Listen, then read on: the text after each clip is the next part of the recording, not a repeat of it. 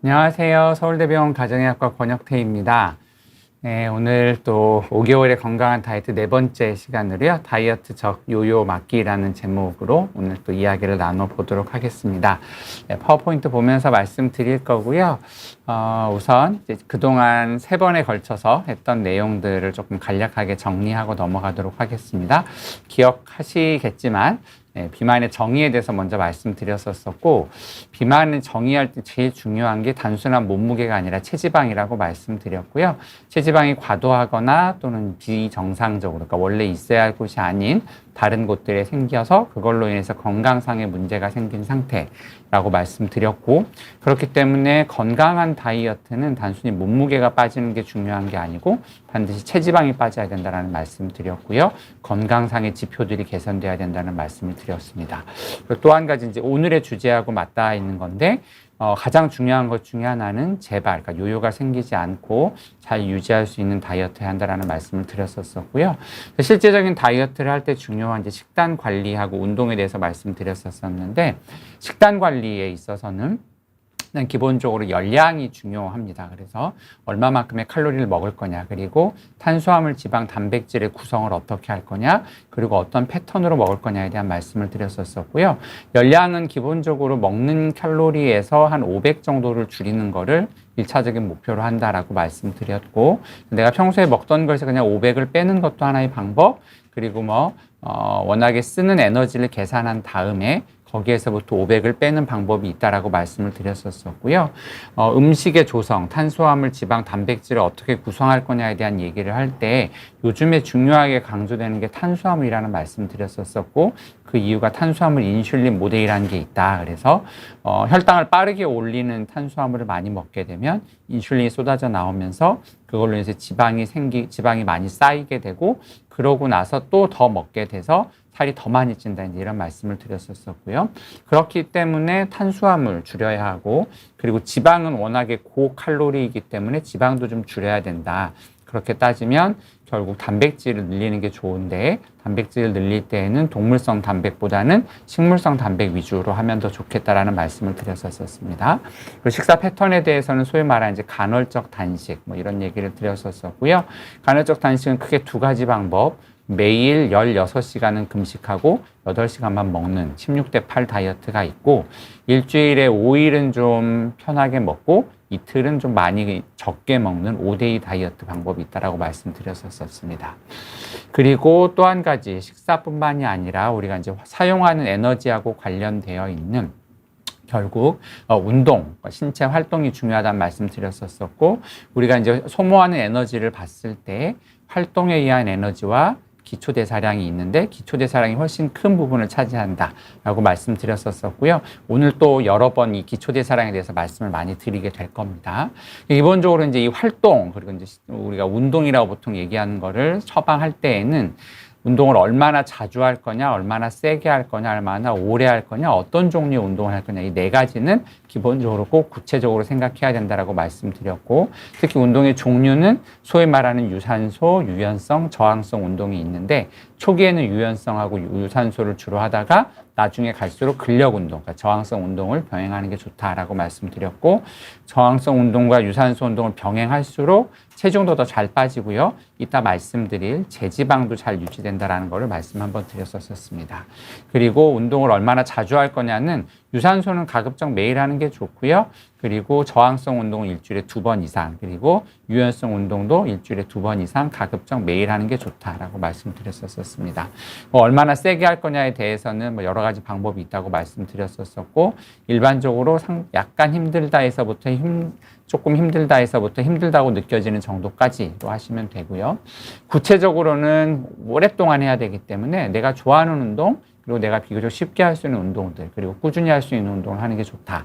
초기에는 유산소 운동을 먼저 하는 게 좋은데, 체지방이 너무 높은 경우에는 기초대사량이 떨어져 있어서 체중이 잘 안 빠지는 경우가 있기 때문에 그때는 근력 운동을 같이 해서 근육을 좀 키워주는 게 필요하다라고 말씀드렸었고, 유산소 운동 같은 경우에는 중등도, 그러니까 약간 힘든 정도의 운동을 일주일에 150분 이상 하는 걸 1차적인 목표로 하고, 운동의 시간과 운동의 강도를 늘려갈 수 있으면 좋다고 말씀드렸고요. 운동을 하는데 아프다거나 너무 힘들다 이러면 곤란하다라는 점도 좀 기억하시면 되겠습니다. 그리고 한 가지 중요한 게 단순 운동뿐만이 아니라 일상생활에서 얼마나 많이 움직이느냐가 중요하다고 말씀드렸고, 이제 활동을 놓고 봤을 때 운동과 비운동이 있고요. 그 운동이 아닌 일상적인 신체 활동을 뇌파라고 부른다고 말씀드렸었습니다. 그래서 정리를 하면 운동을 처방할 때에는 FITT, 얼마나 자주, 얼마나 세게, 얼마나 오래 어떤 종류의 운동을 할 건가를 잘 생각해야 되고, 내가 좋아하고 꾸준히 할 수 있는 거라는 것들이 필요하다고 말씀드렸고, 기초대사량이 중요하기 때문에 근육을 잘 관리해야 된다고 말씀드렸었고요. 일상생활에서 움직임을 어떻게 할 거냐라는 말씀드렸었고, 지난달에는 이제 약물치료에 대해서 말씀드렸었는데요. 굉장히 많은 약들이 이미 나와 있고 앞으로도 굉장히 좋은 약들이 많이 나올 예정입니다. 하지만 약물 치료할 때는 반드시 좀 전에 말씀드린 식사 조절과 운동, 즉 생활습관 관리를 병행하시는 게 꼭 필요하다라는 거고, 운동도 안 하면 다시 살이 찌고 식사 조절도 안 하면 다시 살이 찌는 것처럼 약도 끊으면 다시 요요가 옵니다. 오늘의 주제인 요요고요. 이따 또 말씀 한번 들을 거고요. 약만 많이 먹으면 또 근육 손실이 생겨서 요요가 더 심하게 올 수 있다는 점 말씀드렸고, 여러 가지 건강기능식품에 대해서 지난달에 조금 말씀드렸었는데, 건강기능식품은 약은 엄밀하게 말해서는 아니고 건강기능식품과 약은 좀 다르고, 건강기능식품들 중에 효과가 일부 있는 것들도 있지만 효과가 약에 비해서는 그다지 크지 않다라는 점을 좀 말씀드렸었습니다. 여기까지가 지난 3개월 동안 말씀드렸던 내용을 좀 간략하게 정리해 본 것이었고요. 자, 오늘의 주제, 요요입니다. 요요는 이제 보통 의학적인 용어, 좀 전문적인 용어로는 체중이 다시 늘어나는 체중의 재증가라고 부르고, 영어로는 weight regain이라고 부릅니다. 요요는 우리가 이제 왜 요요라고 부르냐면, 요요 아시죠? 그래서 요요를 이렇게 실로 하면은 내려갔다 올라갔다 왔다 갔다 하잖아요. 그래서 몸무게가 딱 빠진 채로 잘 유지가 되지 않고 열심히 하면은 딱 빠져서 좋았다가 다시 찝니다. 근데 이 그림을 봐도 좀 아실 수 있겠지만, 처음에 시작했던 몸무게보다 오히려 더 찌는 경우가 사실은 조금 더 많아요. 그래서 요요가 좀 어렵고, 그냥 요요가 실제로 생겼던 사례를 하나 보여드릴 건데요. 2010년도 9월 달에 저한테 오셨던 분이시고, 처음에 왔을 때 91.7kg였고 남자분이신데 체지방이 28.4%였습니다.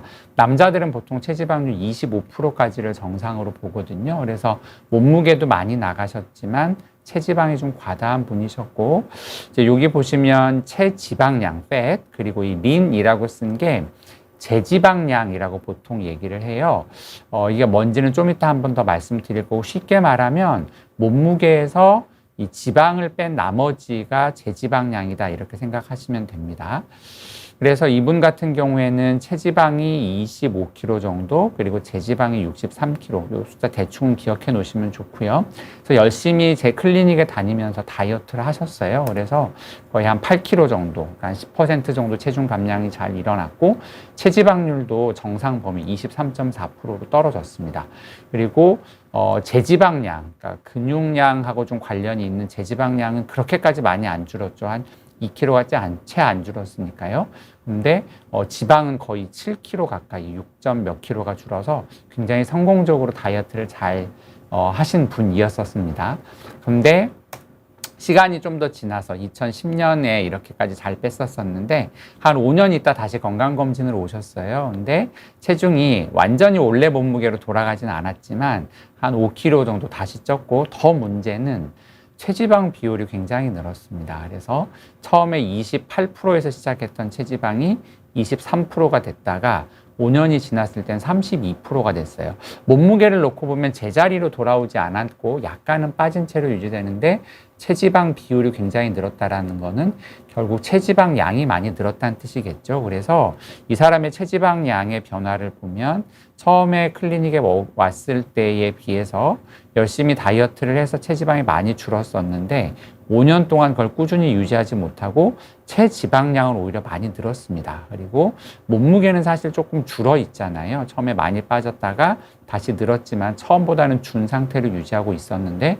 체지방이 더 많이 늘어나고 이 린매스, 제지방량은 오히려 더 많이 줄어 있는 것을 볼 수가 있습니다. 이게 이제 일반적으로 관리를 제대로 하지 못하고 시행하는 다이어트를 했을 때 일어나는 현상이 됩니다. 이제 왜 이런 일들이 일어나는지 그리고 이런 것들을 어떻게 예방할 수 있는지를 오늘 집중적으로 좀 말씀드리도록 하겠습니다.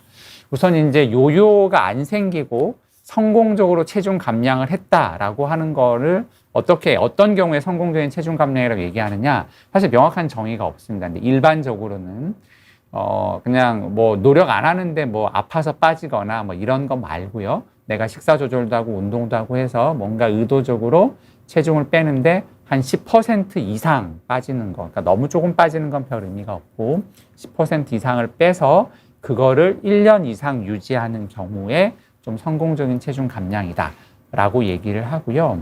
근데 이렇게 체중 감량을 열심히 하는데 시간이 지나면서 체중이 어떻게 변하는가를 쭉 보면 체중 감량을 하는 방법이 다양하게 있죠. 이 노란색은 운동만 하는 경우, 이 초록색은 이제 식사 조절만 하는 경우, 식사 조절과 운동을 병행하는 경우, 그리고 이 아래 거는 식사 조절만 하는 경우, 이 파란색은 대체식, 우리가 보통 뭐 파우더 같은 거 이렇게 타가지고 왜 단백질 보충제 같은 걸로 하루 식사 때우는 이런 것들 하잖아요. 이제 밀 리플레이스먼트라고 부르는데 그런 대체식을 하는 경우, 그리고 그러니까 초저열량 다이어트를 하는 경우, 그리고 몇 가지 약을 쓴 경우도 이렇게 쭉 놓고 보면 초저열량식을 한 경우는 가장 많이 빠지긴 해요. 근데 이것도 시간이 지나면서 거의 다시 많이 쪄서 뭐 처음보다 조금 빠진 채로 3년째 유지되긴 하지만 시간이 더 오래 지나면 이것도 처음이랑 비슷한 채로 갈 가능성이 매우 높고, 약을 계속 먹어도 약을 4년째 먹고 있어도 체중은 슬금슬금 늘어나는 걸 볼 수가 있고요. 그리고 식사 조절만 하는 경우에도 좀 빠졌다가 다시 제자리를 향해서 가고 있는 것들을 우리가 볼 수 있습니다. 그래서 이제 이 연구들을 쭉 오랫동안 했던 연구들을 다 모아서 분석을 해보면 5년 이상 한 연구 결과들을 놓고 봤을 때 최종적으로 체중을 쭉 놓고 보면 1.4kg 정도, 1.4% 정도 빠진 채로 유지가 되거나 심지어는 5년이 지났을 때 6kg가 오히려 더 찌는 연구들도 있습니다. 3년에서 5년까지의 연구들을 모아서 봤을 때 이렇게 체중 감량이 잘 유지되는 경우는 생각보다 많지 않더라라는 얘기고요. 비슷한 얘기인데 다양한 방법들을 놓고 봤을 때 대부분 체중이 제자리로 돌아오거나 일부는 심지어 더 찌거나 하는 경우들이 대부분이다라는 점이고, 그래서 이 비만은 끊임없이 재발하는 병이고 요요가 너무너무 잘 생긴다라는 겁니다. 실제로 체중을 쭉 뺀 다음에 1년, 2년, 3년, 4년, 5년이 지나갈 동안에 처음에 빠진 체중의 몇 프로가 다시 찌는가를 쭉 보면 1년째 한 35% 정도, 2년째 되면 반 이상 도로 찌고, 그러니까 10kg 뺐다고 치면 한 5kg가 다시 찐다는 얘기고, 한 5년쯤 지나면 10kg 뺐던 사람들이 한 8kg는 다시 찐다라는 게 평균적이라는 뜻입니다. 심지어 약을 쓰는 경우, 이것도 저번에 말씀을 한번 드렸던 건데요. 약을 써서 체중을 뺀 다음에 이 약물을 다시 가짜 약으로 바꾸면 도로 다 제자리로 가더라. 그리고 우리나라에 뭐 올해 내로 출시를 하겠다라고 철석같이 약속을 하고 있는 위고비도 약을 써서 체중이 17% 막 이렇게 쭉 빠지는데 약을 끊는 순간부터 가파르게 올라가기 시작해서 체중이 언제 멈출지 사실 알기 어려운, 계속해서 좀 증가하는 사진들을 좀 보여주고 있고요. 그래서 요요는 정말 너무나 흔하게 생기고 너무 절망스럽지만 상당수의 사람들에게서, 대부분의 사람들에게서 생기고 있다는 점입니다. 그럼 이 요요가 왜 오는지를 알아야 요요가 오는 것을 방지할 수 있을 텐데요.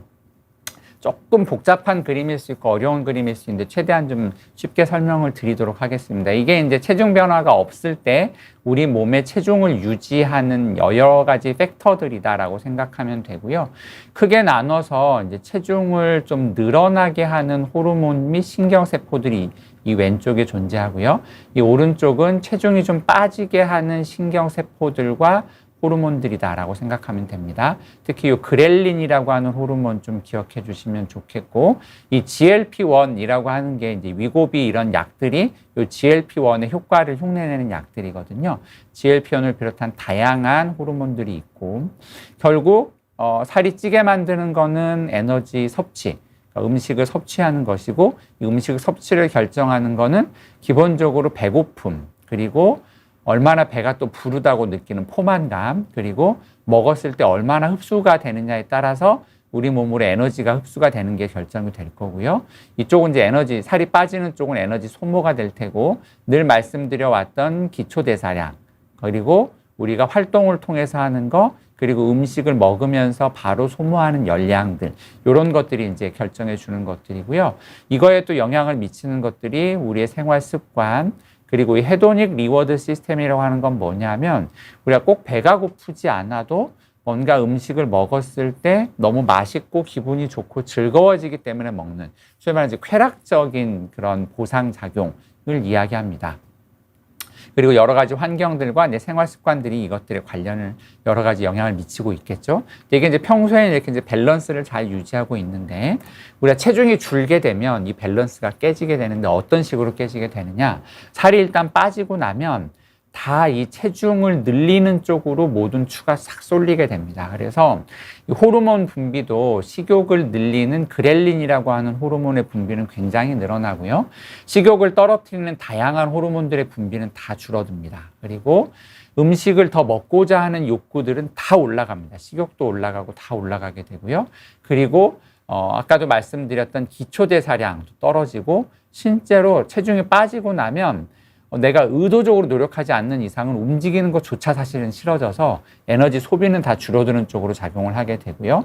아까 말씀드린 쾌락적인 식욕, 그리고 뭔가 보상적인 식욕들에 대한 것들조차도 더 강하게 신호들이 오게 됩니다. 그래서 살이 빠지고 나면 우리 몸에서는 이 살이 빠지는 걸 절대 정상으로 여기지 않고 원래로 돌리려고 하는 힘이 굉장히 강하게 작용을 하고, 그런 것들이 뭐 식욕 조절하는 호르몬의 영향이랄지, 그리고 에너지 섭취의 증가, 그리고 에너지 소비의 감소 등으로 나타나게 된다라는 점을 지금 기억하시면 좋을 것 같고, 특히 아까 이제 에너지 소비에 있어서 기초대사량이 줄어든다고 말씀을 드렸는데, 이 기초대사량이 굉장히 중요합니다. 기초대사량은 기본적으로 몸무게하고 전반적으로 비례하고요. 특히 몸무게 중에서 아까 말씀드린 제지방량, 린매스 혹은 또 fat free mass라고 부르는 제지방량하고 거의 비례한다고 알려져 있어요. 그래서 우리 기초대사량을 계산하는 공식이 여러 가지가 있지만 주로 이 제지방량에 뭔가를 곱하고 더하고 이런 식으로 계산을 많이 하거든요. 그렇기 때문에 제지방량이 늘어나고 몸무게가 늘어날수록 기초대사량은 늘어나고, 이 제지방량이 줄어들면 줄어들게 되겠죠. 아까 그 처음에 사례를 보여줬던 분도 기억하시겠지만 체중을 줄였을 때에 그래도 초반에 이제 저하고 클리닉에서 할 때는 식사 조절 열심히 하고 운동을 많이 했기 때문에 제지방은 별로 안 줄었고 지방이 많이 줄었었잖아요. 근데 이분이 그 이후에 그걸 꾸준히 못하면서 제지방량은 많이 줄어버리고 지방량이 확 늘었던 거 기억하시죠? 그런 식으로 제지방량이 줄어들게 되면 기초대사량이 확 떨어집니다. 근데 이 기초대사량이 요 원래 선에서만 떨어지는 게 아니라, 그래서 제지방량이 굉장히 중요하고, 제지방이 살이 빠질 때 보통 한 10에서 25% 정도가 제지방량이 줄어들게 되어 있는데요. 이 제지방량이라는 걸 어떻게 보느냐 하면, 이 소위 말하는 인바디 검사를 해보면 맨 위에 이게 나와요. 그래서 맨 위에 나올 때 체중이 나오고 그 옆에 제지방량, 근육량 이런 것들이 쭉 나오고요. 인바디의 원리 자체가 내 몸무게에서 먼저 수분과 비수분으로 나눈 다음에 비수분 중에서 지방을 먼저 계산을 해냅니다. 그래서 이게 사실 제가 엊그저께 했던 인바디 결과인데, 제 몸무게가 64kg였고요. 저는 몸의 체지방이 한 8.2kg 정도, 대략 한 12% 정도, 12점 몇 프로 정도의 체지방을 가지고 있고, 그러면 요 64에서 8.2를 뺀 55.8이 제 몸에서 제 지방량이 됩니다. 그래서 인바디를 하시게 되면 맨 위에 나와 있는 이 제 지방량이라는 걸 보시게 되고요. 제 지방을 구성하는 걸 다시 보면 근육과 그리고 무기질로 되어 있습니다. 그래서 무기질이라고 하는 건 주로 이제 뼈하고 관련되어 있는 것들이라서 쉽게 변하지 않는 것들이고요. 결국 잘 변하는 거는 근육량인데, 이 근육은 또 다시 골격근과 골격근이 아닌 근육으로 나뉘어요. 골격근이라고 하는 이제 우리가 뭔가 운동을 하는 거, 또 우리가 뭔가 움직일 때 우리 마음대로 쓸 수 있는 근육들이 골격근이라고 생각하시면 되고, 뭐 심장도 사실 근육 덩어리잖아요. 그리고 우리 몸에 뭐 호흡하는 데 쓰는 근육이나 다양한 다른 내가 마음대로 못하는 근육들이 또 여기에 섞여 있기 때문에 결국 제지방량에 있어서 가장 많은 부분을 차지하는 건 사실은 근육량이라서 보통 제지방량이라고 하면 근육량이라고 생각하시면 되고, 이 근육량 중에서도 우리가 의도적으로 관리할 수 있는 게 골격근이기 때문에 결국 기초대사량을 관리함에 있어서 중요한 거는 이 골격근을 얼마나 잘 유지하느냐가 중요하다라는 점을 꼭 기억하시면 되고요.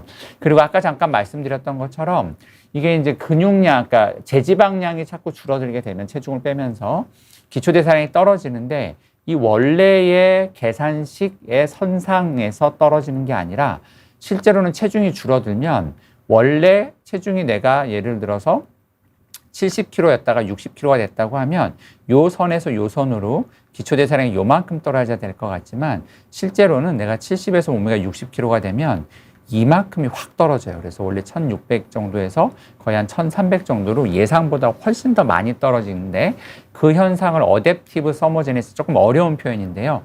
이게 몸에서 생깁니다. 그래서 뭐 원래 정상적으로 왔다 갔다 하는 레인지를 벗어나면 제지방량이 떨어지는 것보다 훨씬 더 많은, 그러니까 예상했던 것보다 훨씬 더 많이 기초대사량이 떨어지면서 우리 몸에서는 쓰는 에너지를 확 줄여가지고 빠르게 다시 원래 몸무게로 돌아가려고 몸을 만드는 거죠.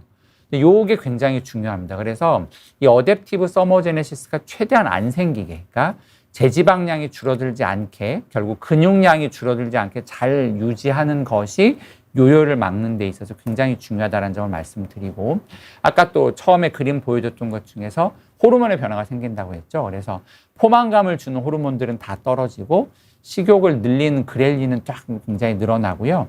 이 호르몬의 변화는 굉장히 오랫동안 유지됩니다. 그래서 최소 1년, 길게는 몇 년까지도 간다고 여러 가지 보고들이 좀 돼 있어서 체중 감량을 유지하는 것이 굉장히 어려운 이유가 이런 호르몬 변화 때문이다라는 것도 좀 말씀을 드립니다. 실제로 호르몬 변화를 보면 이게 처음에 체중 감량하기 전이고요. 체중 감량하고서 10주가 지났을 때, 파란색 점들이 10주가 지났을 때이고, 그리고 1년이 넘게 62주니까 요때로부터 1년 52주가 지난 시점에서의 호르몬 변화를 보여주는 것들이고요. 아까 왜 그렐린이라고 하는 게 식욕을 늘리는 호르몬이라고 했죠. 그래서 원래 체중을 빼기 전에는 그렐린이 식사를 하기 전에 높다가 밥을 먹으면 쭉 떨어지고 소화가 좀 되고 나면 다시 약간 올라가는 이런 패턴인데, 다이어트를 확 하고 나면 거의 한 50% 이상의 분비가 확 늘어납니다. 그래서 식욕이 굉장히 올라가게 되겠죠. 근데 이로부터 1년이 지나도 이게 완전히 처음처럼 떨어지는 게 아니라 처음보다 여전히 높은 채로 유지가 되고요. 식욕을 떨어뜨리는, 포만감을 주는 여러 가지 호르몬들은 반대로 이게 처음에 높았다가 체중을 줄이면 떨어지고 시간이 지나도 떨어진 채로 유지되는 것들이 보입니다. 그래서 체중이 너무나 쉽게 다시 늘어나는 이유가 아까 말씀드린 제지방이 줄기 때문에 한 가지, 그리고 호르몬의 변화가 생겨서 식욕을 늘려주는 호르몬들의 분비는 확 늘어나고 식욕을 떨어뜨리고 포만감을 늘려주는 호르몬들의 분비는 떨어진 채로 오랫동안 유지되니까 어떻겠어요?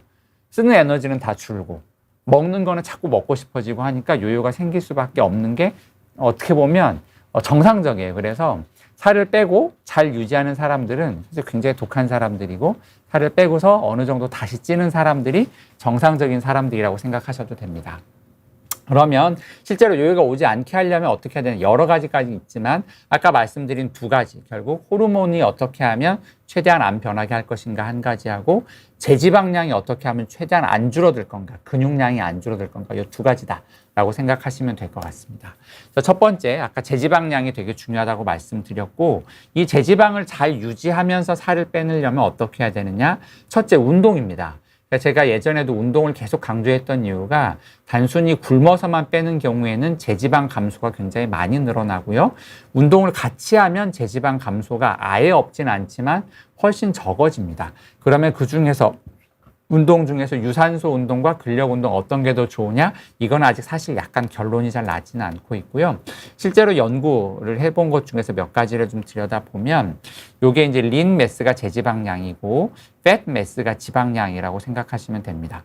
그래서 요 ER이라고 하는 거는 식사 조절만, 에너지 리스트릭션만 한 경우고, 플러스 A는 유산소 운동, R은 근력 운동, A하고 R을 다 같이 한 경우로 놓고 봤을 때 전체적인 체중이 주는 것들은 큰 차이가 없어요. 9kg 4배로 다 줄어들고요. 근데 지방이 줄어드는 걸 보면 에너지 소모, 그러니까 먹는 것만 줄이는 것보다 운동을 같이 하는 게 지방도 훨씬 더 많이 줄어들고 특히 유산소 운동을 하는 경우에 지방이 좀 더 많이 줄어드는 걸로 보입니다. 그런데 제지방 감소를 막아주는 효과들을 보면 유산소랑 근력을 같이 해주는 게 제지방이 그래도 제일 적게 떨어지고 쫄쫄 굶기만 하는 에너지 리스트릭션만 하는 경우에는 3.6kg 거의 2kg가 차이가 나니까요.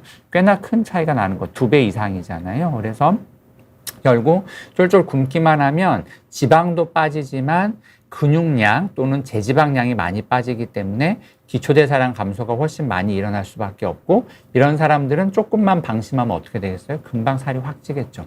쓰는 에너지가 확 줄어 있으니까. 그래서 반드시 운동을 병행하는 게 중요하다는 거 한 가지 기억하시고 식사는 어떻게 하는 게 중요한가? 어떻게 하는 게 좋은가라는 거에 대해서 몇 가지를 좀 말씀드릴 건데요.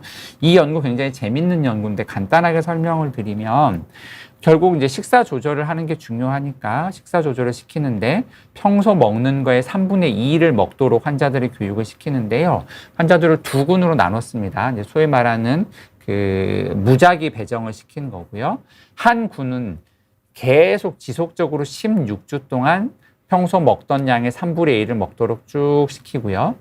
다른 한 군은 3분의 2 먹는 거 2주, 그리고 2주 동안은 내 원래 먹던 양만큼, 또 2주 동안은 적게 먹고 2주는 원래 먹던 양만큼, 소위 말해 이제 간헐적으로 적게 먹다가 원래대로 먹다가 적게 먹다가 원래대로 먹다가 해서 적게 먹은 기간은 총 16주로 맞춰줍니다. 똑같이. 그러면 이론적으로 칼로리를 줄인 양은 똑같겠죠. 이론적으로는. 이렇게 해서 놓고 체중이 어떤 쪽이 더 잘 빠지는가를 봤습니다. 자, 퀴즈. 어떤 쪽이 더 잘 빠졌을까요? 네, 당연히 이쪽에도 잘 빠졌으니까 재밌는 연구였었겠죠. 그래서 실제적으로 보면 이 아래쪽이 간헐적으로 이제 체중 식사를 먹다 안 먹다 한 군인데, 그러니까 적게 먹다가 보통으로 먹다가 한 군인데 이쪽이 훨씬 더 체중 감량이 16주째 많이 일어났고 왜 그런가를 봤더니 소위 말하는 아까 이제 말씀드린 기초대사량 (resting energy expenditure)를 봤더니 요게 요 색깔이 이제 우리가 이 간헐적으로 먹었던 쪽이고 요 또 하얀색으로 보이는 게 이제 지속적으로 먹은 군인데요.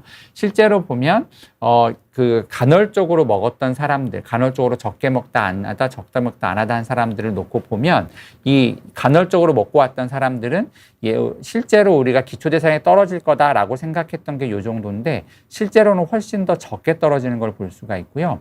지속적으로 계속 적게 먹은 사람들은 실제로 우리가 기초대사량이 요만큼 떨어질 거다. 제지방량이 이렇게 줄어들면 기초대사량이 이만큼 떨어질 거다라고 생각하는데 훨씬 더 많이 떨어지는 아까 말씀드린 어댑티브 서머제네시스가 실제로 생긴 걸 볼 수가 있는데 간헐적으로 2주 적게 먹고 2주 보통으로 2주 적게 이렇게 먹었던 사람들은 그게 안 나타나요. 어댑티브 서머제네시스가 안 생기고 그렇기 때문에 기초대사량 감소가 별로 없어서 체중이 훨씬 더 잘 빠졌다라고 이 연구자들은 주장을 하거든요. 그래서 아까 말씀드린 그런 어댑티브 서머제네시스가 생기는 거, 제지방이 줄어드는 걸 그러니까 그것들이 안 생기게 할 수 있는 좋은 다이어트법 중에 하나가 주구장창 굶는 것보다 2주 좀 적게 먹고 2주는 좀 편하게 먹고 쉽게 말하면 몸이 좀 헷갈리게 만드는 거죠. 그래서 우리 몸이 느끼기에 계속 적게 먹으면 내가 뭔가 지금 먹을 게 없는 상태인가 봐 해서 쓰는 거를 확 줄이게 되는데 그러지 않게 만드는 거죠. 쉽게 말하면 조금 적게 먹다가 우리 몸이 좀 먹을 게 부족한가 싶을 때 다시 조금 편하게 먹어주고 또 2주 동안 바싹 적게 먹고 2주 좀 편하게 먹고 이런 식으로 하면 기초대사량 떨어지는 걸 좀 줄일 수 있다는 거 한 가지고 또 한 가지는 고단백 식사를 하게 되면 제지방이 주는 거를 조금 막아줄 수 있습니다. 그래서 우리가 단백질 섭취를 25% 이상으로 하느냐 25% 미만을 놓고 봤을 때 체지방이 주는 퍼센트를 놓고 봤을 때에도 체지방이 많이 주는 비율은 그다지 차이가 없는데 체지방이 중간 정도 주는 비율은 고단백으로 했을 때 훨씬 더 늘어나고요. 이 오른쪽 그림이 사실은 좀 더 중요한데 우리가 아까 말씀드린 제지방량이 얼마나 줄으냐를 놓고 봤을 때 제지방량이 굉장히 많이 줄어드는 사람들은 단백질 비율이 적은 사람들에서는 훨씬 더 많이 줄어들고요. 단백질 비율을 높이니까 고단백 식사를 한 경우에 있어서는 근손실, 제지방 손실이 많아지는 경우가 별로 없고 제지방 손실이 적은 경우 오히려 약간 늘어나는 경우까지도 나타난다라는 거죠. 그래서 식사 조절에 있어서는 고단백 식사를 하고 간헐적으로 적게 먹는 방법이 이 제지방량이 줄어들므로 인해서 기초대사량 줄어드는 것을 막아줄 수 있다라는 점을 말씀드렸고, 운동에 있어서는 운동을 반드시 병행해주고 특히 근력 운동과 유산소를 병행해주는 것들이 그런 제지방량 손실을 줄일 수 있다라는 점이고, 또 한 가지는 이제 뭐 이번에 제가 다루진 않지만 비만 대사 수술이라고 있잖아요. 소위 말하는 위절제술이 있고, 위절제술을 하게 되면 체중이 굉장히 많이 줄어드는데, 이 위절제술을 해서 체중을 줄이는 경우에는 우리가 소위 말하는 굶어서 빼거나 하는 경우에 비해서 린매스 손실이 훨씬 더 적은 것들을 보여주고 있습니다. 여기서 보면 더 잘 보이는데요. 우리가 보게 되면 우리가 이제 요 차이가 일반적으로 생활습관 교정을 했을 때 하고 수술을 했을 때하고 차이인데, 수술을 했을 때가 린매스가 훨씬 더 잘 보존이 되는 것들을 이 연구에서 잘 보여주고 있습니다. 그리고 호르몬에 있어서도 수술의 영향이 굉장히 드라마틱하게 나오는데요. 아까 말씀드린 이 그렐린이라고 하는 호르몬 생각나시죠? 요게 식욕을 올리는 호르몬이고, 나머지 요 아래쪽에 있는 호르몬들은 전반적으로 포만감을 늘려주고 식욕을 조금 이제 줄여주는 호르몬이라고 생각하시면 되는데, 우리가 수술을 했을 때 여러 가지 우리가 이제 뭐 보통 많이 하는 수술이 SG라고 되어 있는 슬리브 게스트렉토미라고 하는 수술이 위를 이렇게 약간 잘라주는 수술이고, 이 뒤에 앞에 나와 있는 것들은 이제 뭐 밴딩하는 수술이고, 이 옆에는 이제 바이패스, 이제 뭐 수술을 하면서 이제 위가 이렇게 위를 막 좀 복잡하게 만들어주는 이런 수술들인데요.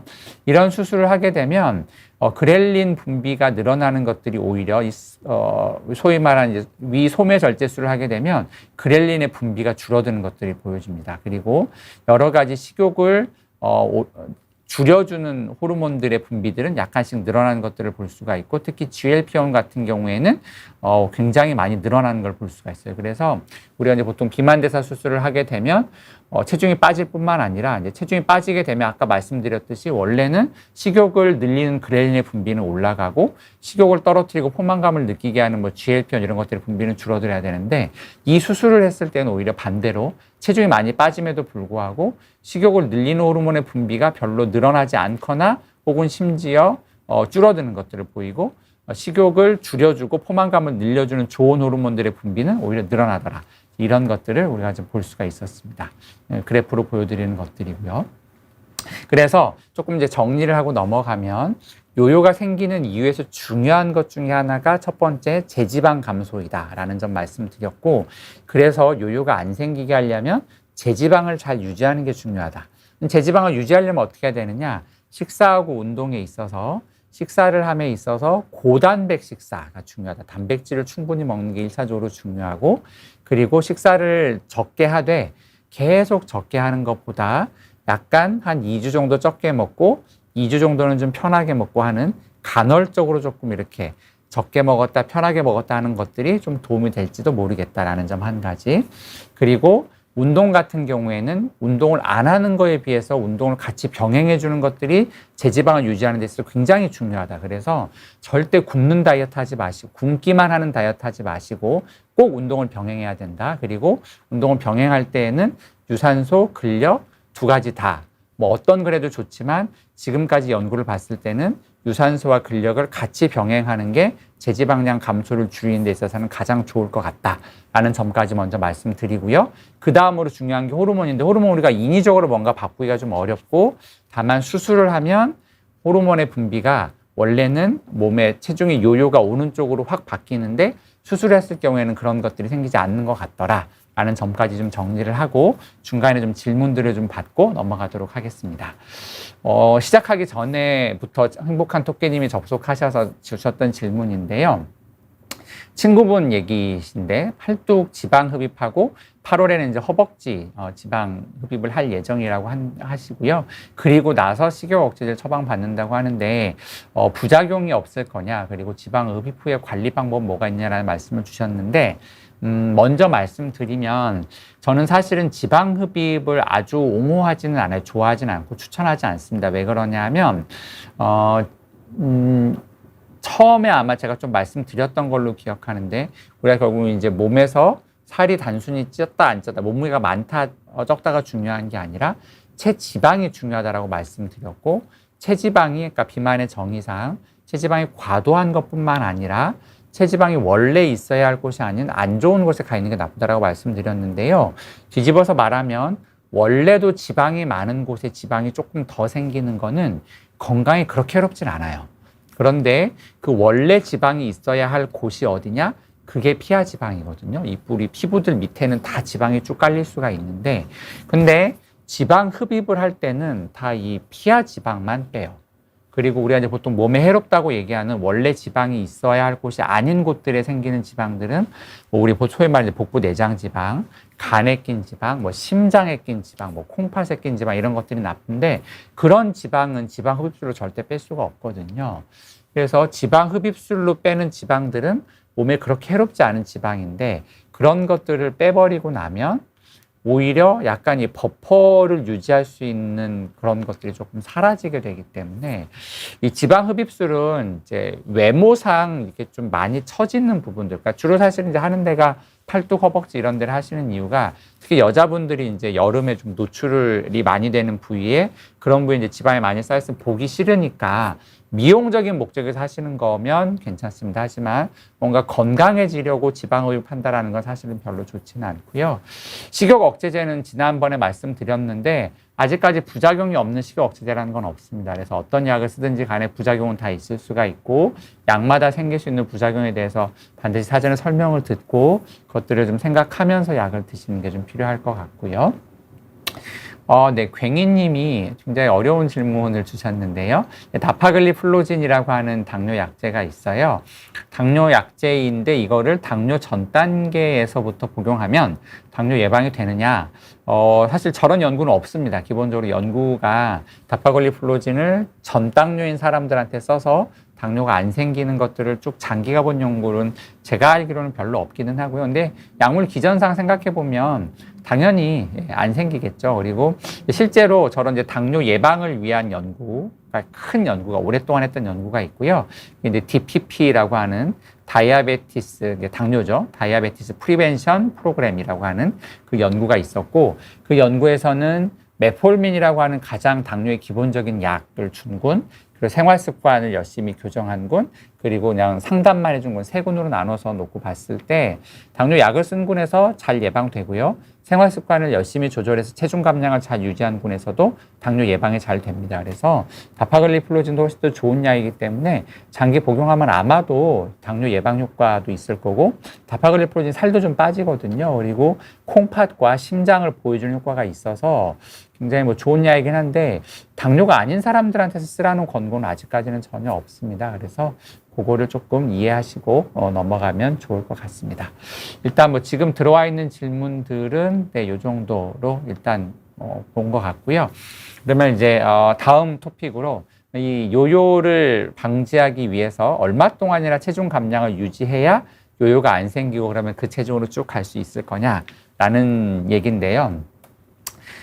이 얘기를 하려면 이제 또 재밌는 연구 결과를 조금 설명을 좀 드리고 넘어가야 될 것 같은데요. 그 미국의 프로그램, 일종의 쇼 프로그램이죠. 이 예능 프로그램이랑 비슷한 비기스트 루저라고 하는 프로그램이 있었어요. 그래서 굉장히 체중 많이 나가는 사람들을 모아서 뭐 식사 조절하고 운동하고 해가지고 누가 체중을 가장 많이 빼느냐 가지고 이제 막 해서 굉장히 뭐 100 몇십 킬로인 사람들이 막 뭐 60킬로, 70킬로까지 쫙쫙 빠지는데 이런 걸 했는데 그 프로그램에 참가했던 사람들을 쭉 추적 관찰해서 총 이제 6년 동안 6년 이후에 이 사람들이 어떻게 됐는가를 추적 관찰해 본 연구가 있습니다. 그런데 비기스트 루저 스터디라고 하고요. 실제로 비만 관련된 학술지에 2016년도에 실렸던 연구이고요. 여기서 이제 보면 비기스트 루저, 그러니까 그 프로그램을 통해 살 뺀 사람들 13명, 그리고 이 루아이 가스트릭 바이패스라고 해서 위절제술인데 체중 감량 효과가 굉장히 좋고 당뇨가 거의 완치가 되게 하는 수술이 있어요. 그래서 처음 이제 몸무게가 비슷한 사람들, 그리고 보시면 이제 처음 시작할 때 몸무게가 거의 140kg, 그러니까 이 비기스트 루저에서 프로그램에 참가한 사람들이랑 뭐 나이, 성별, 그리고 몸무게를 최대한 비슷하게 맞춘 사람들을 이제 매칭을 시켜서 비교를 해봤다라고 생각하시면 될 것 같고, 비기스 루저 프로그램에 들어가서 7개월 동안 이 사람들이 평균 체중을 거의 뭐 그러니까 50kg를 뺀 거죠. 140kg에서 90kg가 됐으니까 평균 48kg를 뺐고, 수술한 사람들은 6개월 동안에 한 36kg, 1년 지났을 때 거의 한 40kg니까 오히려 이 비기스 루저 프로그램에 참가했던 사람들이 수술한 사람들보다 오히려 체중을 더 많이 뺀 거죠. 이 사람들을 이후 이제 6년 동안 쭉 추적 관찰하고 나서 비교를 좀 해봤더니, 아까 말씀드렸듯이 제지방량, fat free mass가 되게 중요하다라고 말씀드렸습니다. 이 제지방량을 놓고 보면 제지방량이 얼마나 많이 줄었느냐. 그러니까 이 비기스 루저 프로그램에 들어간 사람들은 식사 조절과 운동을 정말 열심히 했거든요. 그래서 이 사람들은 제지방 감소가 별로 많지 않아요. 20%가 채 안 됩니다. 근데 수술을 한 경우에는 제지방 감소가 거의 한 30% 가까이 되죠. 그래서 이 비기스 루저 프로그램에 초반에 참가해서 7개월 동안 열심히 운동하고 식사 조절해서 거의 50kg 가까이 뺀 이 사람들은 제지방은 별로 안 줄고 주로 지방만 많이 줄었고요. 수술한 사람들은 지방도 많이 줄었지만 제지방도 꽤나 많이 줄었다라는 점을 보여주고 있는 거고, 이 사람들이 이제 6년 동안 추적 관찰을 쭉 해봤습니다. 이제 30주에 끝났고 6년 동안 관찰해 봤더니 몸무게는 어떻게 됐을까요? 대부분의 13명의 사람들 중에서 요 한 명 빼고 나머지 사람들은 다 많이 올랐죠. 이게 뭐 원래 몸무게까지 올랐느냐? 그러니까 0%인데 원래 몸무게까지 간 사람들도 있고, 그거보다는 좀 덜 는 사람도 있고, 심지어는 원래 몸무게를 더 능가해서 더 체중이 찐 사람들까지도 있습니다. 굉장히 어렵죠. 그 비기스 루저라는 프로그램을 참석해서 얼마나 많은 그러니까 TV 프로그램이 쫙 나왔으니까 말하자면 굉장히 유명이 됐고, 모르겠어요. 아마 길거리 가면 사람들이 막 알아보고 그랬을 텐데 사회적 프레셔가 굉장히 컸을 거잖아요. 그걸 뺀 걸 잘 유지하고자 하는 그런 압박이 굉장히 심해도 불구하고 그 사람들도 6년의 시간이 지났을 때는 대부분의 사람들이 체중이 도로 늘었고, 심지어는 더 쪘고, 단 한 사람만 체중이 계속 또 준 채로 유지했다라는 게 굉장히 시사점이 크죠. 그리고 여기에서 아까 이제 말씀드린 기초대사량이 기초대사량이 이제 체중이 빠지면 준다고 말씀드렸고, 이 기초대사량이 최소 1년은 간다라고 말씀드렸는데, 6년이 지나고서 기초대사량이 어떻게 됐나를 쭉 비교해 봤더니, 여전히 기초대사량이 6년째까지도 더 줄어드는 사람들도 있어요. 기초대사량이 대부분 살이 쪘다라는 걸 좀 기억해 보면, 살이 찌면서 이게 도로 기초대사량이 많이 늘었을 것 같은데 생각보다 기초대사량이 별로 늘질 않아요. 그래서 그 기초대사량이 확 떨어지는 그 어댑티브 서머제네시스라고 말씀드린 게 빠르면 1년인데 길게는 6년, 7년까지도 이게 회복이 안 되고 계속해서 기초대사량이 자꾸 떨어지려고 하는 현상이 생긴다라는 점이 굉장히 슬픈 점이죠. 그래서 체중 감량을 유지하는 게 너무너무 어렵다는 게 이 비기스 루저 스터디를 봐도 알 수가 있습니다. 네, 그리고 또 한 가지, 질문이 한 가지 또 들어왔는데요. 그 질문 또 보고 마지막 요약들을 조금 말씀드리고 끝내려고 하는데요. 네, 나이가 들면 근육이 빠지고 지방이 채워진다고 하고, 단백질 섭취를 하고 근력 운동을 꾸준히 하면 근육이 늘고 근력을 유지할 수 있냐라고 질문하셨는데, 네, 있습니다. 맞고요. 일단 기본적으로 나이가 들 때 근육이 자꾸 빠지는 이유는 뭐냐 하면, 첫째 호르몬의 문제가 굉장히 큽니다. 그래서 우리가 나이 들면 여성분들 같은 경우에는 뭐 폐경 혹은 이제 완경이라고 부르는 게 피할 수 없게 반드시 올 수밖에 없고요. 남자들은 이제 여자분들처럼 이렇게 갑자기 확 이게 무슨 호르몬이 안 나오거나 이러지는 않지만, 남성 호르몬의 분비가 점점 줄다가 40대 후반, 50대가 되면 조금 더 빠르게 떨어지게 되거든요. 이 남성 호르몬, 여성 호르몬이 근육을 유지시켜주는데 굉장히 중요한 역할을 합니다. 그래서 젊었을 때에는 뭐 따로 운동을 그렇게까지 열심히 안 해도 근육이 막 줄진 않는데, 그 호르몬의 영향이 떨어지는 여성분들 같은 경우는 폐경 또는 완경 이후, 남성분들 같은 경우는 40대 중후반 이후가 되면 관리를 안 하면 근육이 줄어요. 하지만 이제 제가 아까 제 인바디 잠깐 보여드렸는데 사실은 근육량이 굉장히 적지 않은 편인데, 제가 지금 나이가 50살이거든요. 근데 40대 초반보다 지금 근육량이 더 많습니다. 제가 근력 운동을 코로나 전 한 1년 전, 한 5년 전쯤부터 근력 운동을 시작을 했거든요. 지방간이 있다라는 충격적인 건강검진 결과를 듣고 나서 제가 이제 원래도 술도 별로 안 먹고 체중도 지금이랑 체중은 거의 비슷했거든요. 한 66kg였으니까 체중도 별로 많이 나가지 않는데 지방간이 생겨서 사실은 조금 화가 나서 이 지방간을 어떻게든 없애야겠다라고 생각을 하고 몸에서 체지방은 더 줄이고 근육을 늘리기 위해서 그 전까지는 운동을 해도 주로 유산소 운동만 했었거든요. 근력 운동은 거의 안 하다시피 했었는데 그때부터 이제 제대로 헬스장을 끊고 근력 운동 일주일에 2번, 그러니까 근육당 2번 이상씩 꾸준하게 하면서 예전에 비해서 근육량이 굉장히 많이 늘었어요. 그래서 지금 이제 강나영님께서 주신 질문, 열심히 운동하고 단백질 섭취하면요 근육이 늘어요. 심지어 뭐 유지뿐만이 아니라 뭐 50대, 뭐 60대까지도 근육은 늘리려면 얼마든지 늘릴 수 있습니다. 그래서 열심히 운동하시면 됩니다. 네, 그리고 마지막으로 이제 요약하고 그리고 한 가지 좀 최종적으로 요요가 안 생기게 잘 관리하는 팁을 몇 가지 드리고서 오늘의 강의를 좀 마치려고 하고요. 요요는 기본적으로 굉장히 흔합니다. 뭐 이거는 어떻게 보면 필연적으로 생길 수밖에 없는 현상이다라고 생각하시면 되고 그 요요가 생기는 주된 원인은 제지방이 떨어지는 것 그리고 제지방이 떨어지면서 기초대사량이 감소하는 것으로 인한 것이고 그 기초대사량이 제지방 떨어지는 걸로 예상되는 것보다 더 많이 떨어지는 어댑티브 서모제네시스라고 하는 현상 때문에 이게 더 많이 체중 감량이 요요가 더 흔하게 생길 수밖에 없다. 그리고 식욕하고 관련된 호르몬들이 식욕을 늘리는 호르몬의 분비는 확 늘어나고 포만감을 느끼고 식욕을 줄여주는 호르몬의 분비는 확 줄어들기 때문에 요요가 생길 수밖에 없다. 그러면 이 요요가 오는 거를 최대한 예방하기 위해서는 어떻게 할 거냐? 첫째로는 고단백식을 하는 게 중요하다. 그리고 식사 조절만 하지 마시고 절대 운동을 반드시 병행하시고 운동을 병행하시되 유산소와 근력 운동을 병행하시면 더 좋을 것 같다.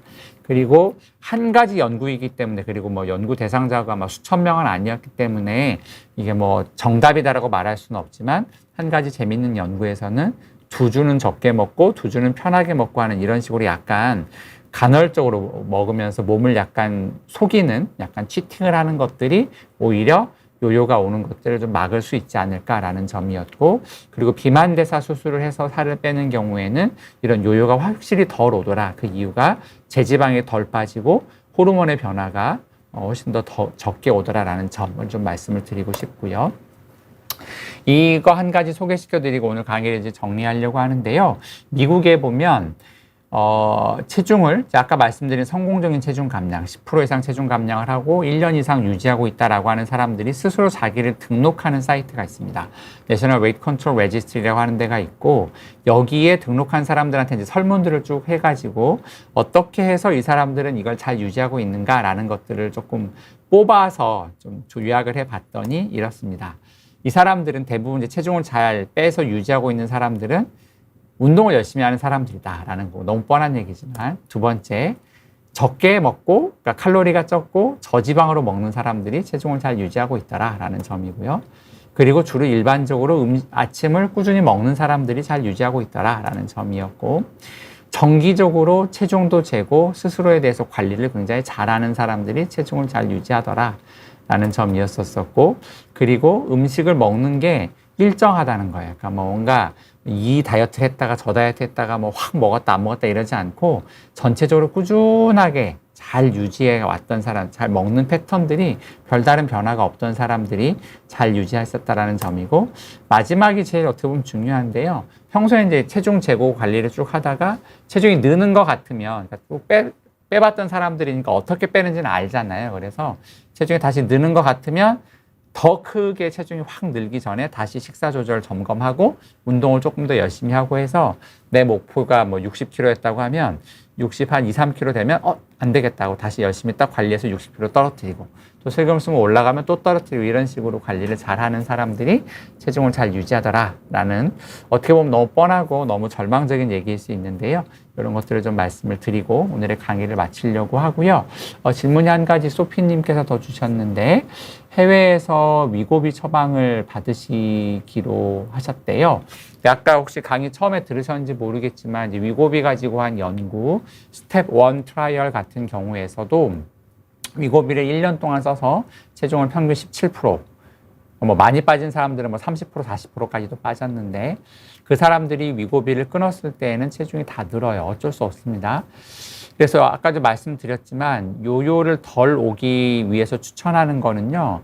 약을 쓰더라도 반드시 운동을 하셔야 됩니다. 특히 이제 위고비가 사실 조금 요새 이 비만 전문가들에 있어서 약간의 이슈가 되고 있는 게 뭐냐면 아까 왜 제지방량이 줄어드는 게 제지방량이 많이 떨어지는 게 문제다. 그러니까 체중이 줄 때 지방도 빠지지만 근육도 빠지는 게 문제다라고 말씀드렸는데 위고비가 생각보다 제지방이 좀 많이 줄어드는 것처럼 보여요. 실제로 지금 임상시험 할 때보다도 실제로 지금 이제 미국에서 이제 많이 쓰고 있잖아요. 미국, 캐나다 이런 데서 많이 쓰고 있고 그래서 이제 연구가 임상 결과들이 많이 쌓이고 있는데 소위 말하는 이제 제지방 손실이 생각보다 많고 그러면 아까 말씀드렸던 것처럼 기초대사량이 많이 줄 거고 위고비를 끊는 순간 굉장히 빠르게 요요가 올 가능성이 높다라고 돼 있어서 실제로 이제 제약회사에서는 이 제지방이 줄어들지 않게 하는 다른 약을 섞어서 쓰거나 이렇게 해야 되는 거 아닌가라는 고민들을 하고 있고 그래서 저 제약회사가 기초대사량을 올려준다고 돼 있는 또는 뭐 근육량을 일부 올려준다고 돼 있는 약을 만든 회사를 병합한 걸로 알고 있어요. M&A를 해버린 걸로 알고 있고 그 약을 아마 위고비에 섞어 쓰거나 이제 이럴 가능성이 높아 보이고요. 뭐 약을 추가로 쓰거나 하시긴 좀 어려울 테니까 반드시 위고비를 사용하는 기간 동안에 운동을 하십시오. 그래서 근육이 절대 줄지 않도록 잘 조절하시는 게 중요하고요. 끊으면 아마도 요요가 올 텐데 원래 몸무게를 최대한 안 돌아가도록 결국 뭐 본인과의 싸움이죠. 식사 조절 열심히 하시고 운동을 열심히 하시는 방법이 한 가지가 있고요. 요즘에 이제 비만 전문의를 보는 의사들이 하는 얘기는 위고비가 훨씬 효과가 좋으니까 일단 위고비를 써서 몸무게를 왕창 낮추고 요요가 생기는 것 같으면 이제 위고비가 비싸서 좀 문제잖아요. 그래서 위고비보다는 좀 저렴하고 효과는 좀 덜한 약들이 꽤 여러 가지가 있거든요. 서너 가지 정도 미국에서 쓸 수 있는 약들이 있으니까 그런 약들을 써서 요요가 온다 싶으면 다시 조금 줄이는 방향으로 그렇게 좀 하면 어떠냐. 그래서 뭐 기본적으로는 식사 조절과 운동을 하는 이제 라이프 스타일 관리하는 게 기본으로 쭉 깔려야 되지만 거기에 더하기 약을 중간중간 써서 요요가 오는 것들을 좀 막아주는 방법들을 요즘에 많이 얘기하고 있습니다. 왜냐하면 위고비를 뭐 4년, 5년 이렇게 길게 쓰기에는 비용적인 부담이 너무 크기 때문에 그래서 위고비를 시작하실 때 제가 추천드리는 거는 반드시 운동을 병행하시라는 거 한 가지가 있고 만약에 체중이 다시 느는 것 같으면 선생님 찾아가서 다른 약을 좀 처방을 받아서 좀 드시는 게 도움이 될 것 같습니다. 네, 오늘 말씀드릴 내용은 이제 여기까지고요. 아마 더 질문은 없으신 것 같아서 오늘은 평소보다 조금 더 일찍 한 8분 일찍 마치게 되는데요.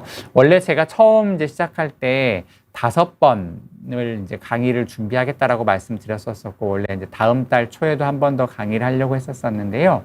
사실은 이제 제가 8월 중순경에 해외 안식년으로 좀 길게 나가게 됩니다. 그래서 지금도 이제 준비를 이것저것 좀 하다 보니까 생각보다 챙길 게 많고 연수가 가까워 오면 조금 마음이 굉장히 번잡할 것 같더라고요. 그래서 너무 죄송하지만 마지막 강의는 아마 8월 초에는 못 드릴 것 같고요.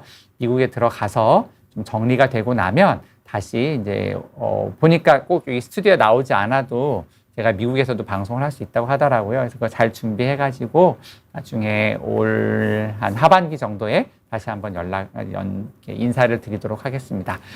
지금까지 함께 해주셔서 너무 감사드리고요. 서울대병원 가정의학과 교수 권혁태였습니다. 감사합니다.